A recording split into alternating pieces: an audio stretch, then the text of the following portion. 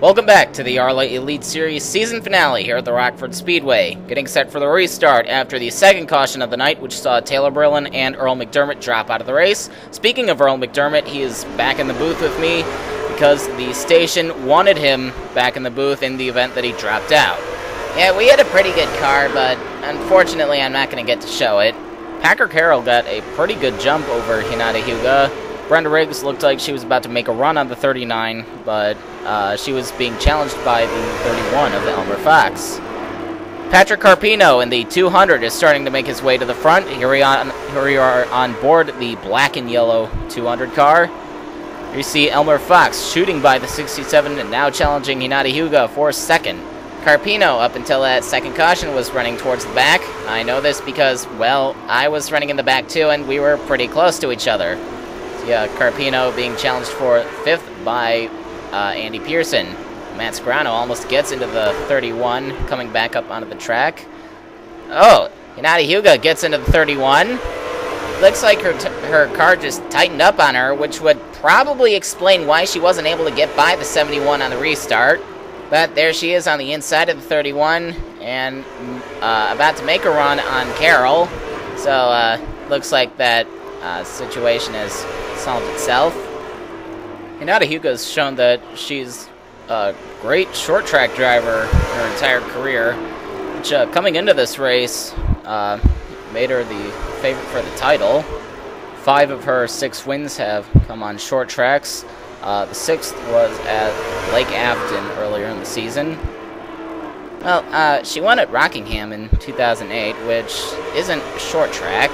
Right. Scott Morales is starting to make his way towards the front. He is currently running in 9th. He has just gotten by Dale Underwood, but look who's behind him, DJ Daniels. And he's driving like he's on a mission, and he is. And there he goes, challenging Morales. I think he's also trying to make a 3 wide with Andy Pearson.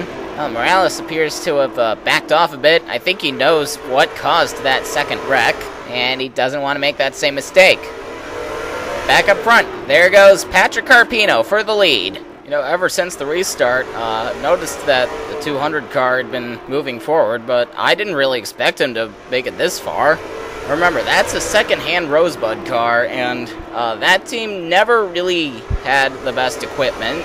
They've only had 3 wins since that team was founded in 2007. We've also got Benji Flynn moving up through the field. Looks like he may be getting ready to challenge the 39 shortly. And there he goes to the inside. He's probably going to complete the pass coming out of turn 2. And if he stays on the inside, he's probably going to be able to challenge Carpino. You know, I'm kind of surprised that our Thunder Trucks champion doesn't have a ride in the Elite Series for next year. I mean, he did struggle a bit when he got into that 08 car. He missed a few races. But lately he's been a solid top 15 driver and has been really good about qualifying for these races. So it's kind of strange that he doesn't have a ride. I'm thinking maybe it's because of Flynn's early struggles that M&J is putting him in the trucks for another year. There are drivers who can adapt to a ride instantly, and then there are drivers who need a little time to get used to their cars. Alex Carson has just fallen back a couple more positions, losing spots to Jeb Klinger and Chuck Johans. And it doesn't look like he'll be able to get into position to get those spots back, at least not right away. Don't forget, he got some damage in that lap 27 wreck, so that may be slowing him down. Back up front, Patrick Carpino is now challenging Benji Flynn for the lead. Hinata Hyuga is still lurking in 3rd, but Brenda Riggs is coming up fast. I think Hyuga's just biding her time right now. This is a fairly long race. Well, if you're going by the number of laps, this is a long race, but don't forget, we're running about 12-second lap times. Brenda Riggs is now on the inside of the 39, challenging her for 3rd, and Hyuga's just letting her go. When you've got a nice points lead, you can easily afford to do that.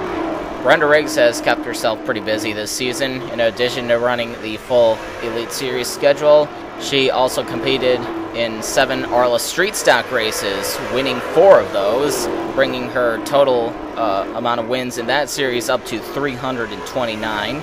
So she obviously knows her way around these short tracks, And while we were talking about her, she shot by Benji Flynn for second and is now challenging Patrick Carpino for the lead. They're neck and neck down the front stretch. Carpino leads the lap, but Riggs is going to take it away from him. We've neglected to mention that DJ Daniels has clawed his way up to 5th. He is directly behind Hinata Hyuga right now. But even if he does get by the 39, he's still got a long way to go.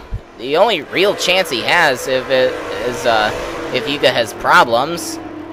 Running in 6th right now is Packer Carroll in the 71. He was the leader on that last restart, but he fell back a bit. I can't tell you enough how much this guy has improved over the season. If after the 5th race I said that Carroll would become a regular contender, I would have probably been laughed at. He only qualified for a few races in the first half of the season, but then he got that sponsorship from Grape Soup and everything just took off. Scott Morales is marching forward. He's moving kind of slowly, but he is moving towards the front.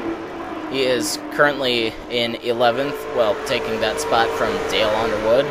Morales will be in that 76 car next season with DJ Daniels as his teammate in the 78. Marcus Leonard is leaving that car at the end of the season to focus on his Master Cup efforts. Speaking of DJ Daniels, he has gotten by the 39 and is now making a run for 3rd on Benji Flynn. We're looking at Patrick Carpino right now. Brenda Riggs is still the leader. She has opened up a nice gap over the 200. But that could change shortly. Look what's in front of the 67, lap traffic. Yes, we've been green for quite a while now, so this was kind of inevitable. The last car on the lead lap is Ansgar Clemens in the 45. He was involved in the lap 27 wreck and got a little bit of damage, and now Brenda Riggs is closing in on him.